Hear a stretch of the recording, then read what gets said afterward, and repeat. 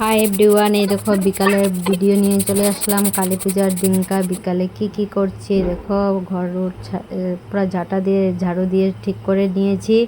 তারপর তোমাদের দাদাভাই কাজ থেকে চলে আসলো, লাইট লাগালো, সাথে বোমও নিয়ে আসলো, রান্না করে নিয়েছিলাম। তারপরে খাওয়া হয়ে গেল, কলা গাছ কেটে নিয়েছে, সন্ধ্যাও হয়ে গেছে। তারপর আমরা দিয়ে সন্ধ্যার প্রদীপ জ্বালিয়ে এই দেখো এখন ছেলে মেয়েকে নিয়ে বম ফোটাবো। এই দেখো আমার গেটের সামনের কেমন লাগলো বলবে সবাই কমেন্টে। এতটুকুই সাজিয়েছি আর ঘরে খালি টুনি লাইট এনে লেগিয়ে দিয়েছি। এই দেখো এখন ছেলে অনেক ফুর্তি বম পেয়ে, অনেক বম, প্রচুর বম এনেছে তার বাবা, আর অনেক বম ফুটে, সাথে আমিও ফুটিয়ে নিচ্ছি। চক্রি বম ঘরে ফুটাচ্ছি, বকাও খেয়েছি।